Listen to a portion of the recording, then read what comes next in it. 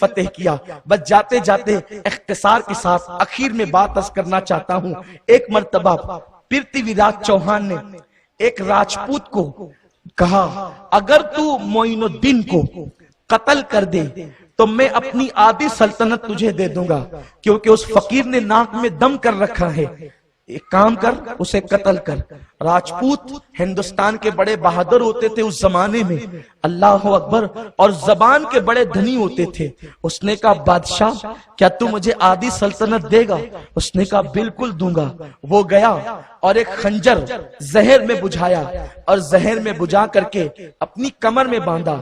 ہندوستان کا جو پرانا لباس ہے جو تاریخ میں آتا ہے، مرد حضرات بھی جو پہنتے تھے وہ یہاں تک کے آتا تھا ایسے فٹنگ میں، اور اس کے بعد نیچے سے ایسے گھیر والا ہو جاتا تھا، جیسے آج کل ابھی بطور فیشن عورتیں پہنتی ہیں۔ بس یہ ہے کہ وہ اس طریقے سے بالکل گرا ہوا ہے، لیکن وہ گرا ہوا نہیں رہتا تھا، وہ گھرا ہوا رہتا تھا۔ آپ کو سمجھ میں آ گئی ہوگی کہ اس طرح کے لباس، یعنی اگر کمر میں کوئی چیز چھپائی گئی ہو تو وہ آدمی سمجھ نہیں سکتا تھا، اتنا گھیر ہوتا تھا۔ اس نے خنجر زہر میں بجھایا۔ لوگ زہر کے اندر خنجر اس لیے بجھاتے تھے کہ اگر میرا نشانہ چوک بھی گیا اور کم زخم لگے تو یہ جو زہر ہے وہ جسم میں جا کر کے مار ڈالے گا اور اثر کر جائے گا۔ اس لیے جب بہت بڑی مہم ہوتی کسی کو قتل کرنے کی تو بڑا جو خنجر ہے زہر میں بجھایا جاتا۔ اس نے زہر میں بجھایا، پھر آیا اور اس کو بتایا پرتھوی راج چوہان کو، دیکھو یہ میں نے زہر میں بجھایا ہے، اب اس فقیر کا کام تمام کرنے جا رہا ہوں، ایک بار پھر دہرائیں، کیا آپ مجھے آدھی سلطنت دیں گے؟ اس نے کہا بالکل دوں گا، اس لیے کہ بھارت کی آبرو کا سوال ہے، بھارت کے لیے ہم کچھ بھی کر سکتے ہیں۔ اس نے اس طرح کے جملے کہے، حالانکہ بھارت کے لیے کچھ نہیں کر سکتا تھا، اپنی حکومت کا معاملہ تھا۔ لوگ بھارت کو صرف یوز کرتے ہیں، بھارت کا نام استعمال کرتے ہیں، ورنہ بھارت کے اگر حقیقی محافظ کوئی ہے تو وہ لا الہ الا اللہ محمد الرسول اللہ پڑھنے والے ہیں۔ کہ اس نے کہا بھارت کی آبرو کا سوال ہے، جاؤ اور اس فقیر کو قتل کر دو، معین الدین کو قتل کرو، آدھی سلطنت دیں گے۔ اچھا ٹھیک ہے۔ وہ زہر میں بجھا کر کے خنجر آیا کمر میں باندھ کے۔ میرے خواجہ تقریر کر رہے تھے، ان کی تقریر ہماری تقریروں کی طرح لمبی چوڑی نہیں ہوتی تھی تاکہ لوگوں کو گھڑی دیکھنا پڑے۔ ابھی 10 کا ٹائم ہے بھائی، ابھی تو بھائی پتہ نہیں کب ختم کریں گے۔ یاد رکھیں میں 15 دن کے بعد آؤں گا اور جشن غریب نواز کا موقع اب نہیں ملے گا، پھر دوسری عنوانات پہ گفتگو ہوگی، کیونکہ مجھے عرس غریب نواز میں اب جانا ہے اور دورہ کرتے ہوئے جانا ہے، دورہ کرتے ہوئے آنا ہے۔ تو میں چاہتا تھا کہ یہاں بہت تفصیلی گفتگو، لیکن ٹائم کی قلت ہے، بہرحال انشاءاللہ آئندہ سال زندگی رہی تو گفتگو ہوگی، لیکن اس پہ میں گفتگو ختم کرنے والا ہوں۔ بہت مختصر خواجہ غریب نواز گفتگو کرتے تھے، ان کا ایک ایک خطاب جو میں نے پڑھا ہے 10 منٹ سے زیادہ کا نہیں ہوتا، 5 منٹ 10 منٹ، 2 جملے 4 جملے 10 جملے، بس تھوڑے سے کہے خود روتے تھے، پورا مجمع روتا تھا۔ یعنی اس طرح کے خطاب کر رہے ہیں، خود بھی رو رہے ہیں، لوگ بھی رو رہے ہیں۔ یہ بندہ بیٹھا ہے، جب خطاب ختم ہوا، کیونکہ بھئی ہر آدمی تقریر سننے تو نہیں آتا، الگ الگ نیتیں لے کر کے لوگ آتے ہیں، کوئی کمر میں خنجر لے کر آتا ہے، کوئی دل میں خنجر لے کر آتا ہے۔ سب خطاب ختم ہوا، لوگ مل مل کر جانے لگے۔ غریب نواز نے کہا ارے بھائی صاحب، سب کا کام تو ہو گیا، سب اپنا کام کر کے جا رہے، آپ بھی اپنا کام کرو، جلدی سے اپنا کام کرو۔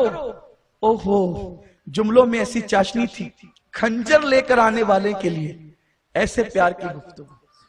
یہ ہے ہمارا مسلک، اپنے لیے جو خنجر لے کر آئے گا ایسے پیار کی گفتگو کریں گے، لیکن جو رسول پاک کی توہین کرے گا پھر ہمارا مسلک ہے دشمن احمد پہ شدت کیجئے، ملحدوں کی کیا مروت کیجئے۔ آدھا تیتر آدھا بٹیر والا معاملہ نہیں ہونا چاہیے۔ باغباں بھی خوش رہے، راضی رہے، سیاد بھی، یہ کیفیت ہوگی تو نہ ادھر کے رہو گے نہ ادھر کے رہو گے۔ کہا کہ تم اپنا کام کر لو، تم جس کام کے لیے کام۔ مہاراج میں تو آپ کے جملے سننے کے لیے، آپ کی گفتگو اور تقریر سننے آیا۔ کہا جو تقریر سننے آتا ہے وہ کمر میں خنجر لے کر نہیں آتا۔ لوگ نبی کے علم غیب کے منکر ہیں، نبی کا نواسہ بتا رہا ہے کہ دین ایسے نہیں پھیلتا، دین ایسے پھیلتا ہے۔ کہ جو خنجر لے کر آتا ہے وہ تقریر سننے تھوڑی آتا کمر میں باندھ کر، تو نے خنجر زہر میں بجھا کے لایا ہے۔ کہا مہاراج وہ تو ہم راجپوتوں کی عادت ہے کہ ہم خنجر حفاظت کے لیے رکھتے ہیں۔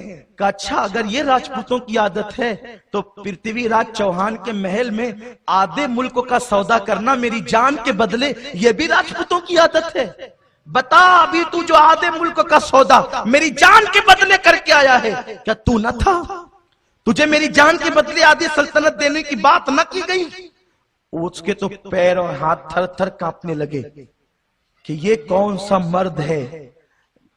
میں اور پرتھوی راج کے سوا کسی کو یہ بات نہیں معلوم ہے، یہاں بیٹھے بیٹھے کر رہا ہے تو ظاہر سی بات ہے پھر حقیقت تو حقیقت ہوتی ہے۔ اس نے خنجر نکالا، کہا آپ بڑے مہان ہیں، یہ خنجر میں بہت مہان آدمی کو قتل کرنے کے لیے لایا تھا، مجھے معاف کر دیجیے۔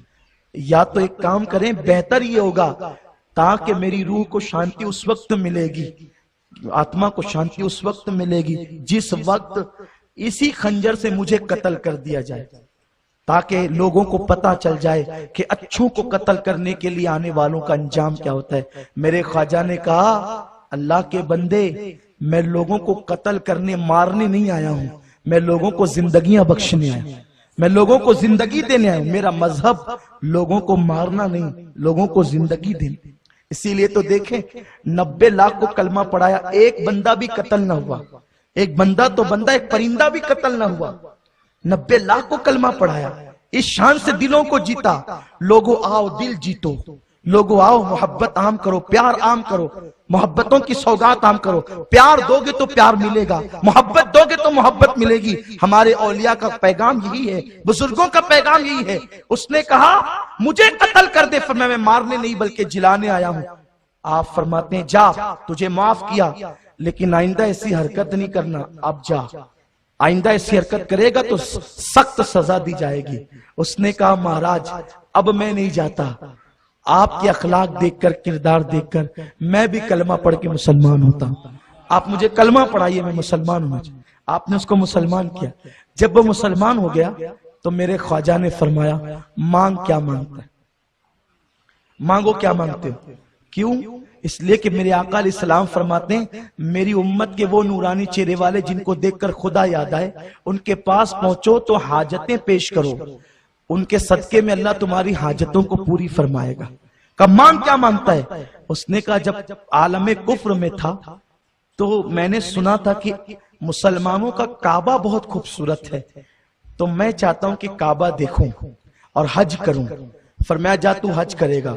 کہا ایک مرتبہ نہیں حضور، میں چاہتا ہوں کہ 45 مرتبہ حج کروں، اور ایک روایت کے مطابق 70 مرتبہ حج کروں۔ میرے خواجہ نے کہا جا تو 45 مرتبہ حج کرے گا یا 70 مرتبہ حج کرے گا۔ کہا حضور اتنا ہی نہیں، میں یہ چاہتا ہوں کہ میں نے یہ بھی سن رکھا ہے کہ جو مکے میں مرتے ہیں وہ بڑے عظیم ہوتے ہیں، تو جب آخری حج کے لیے جاؤں تو مکے میں ہی میرا انتقال ہو جائے۔ فرمایا جا میں نے تجھے وہ بھی عطا کیا۔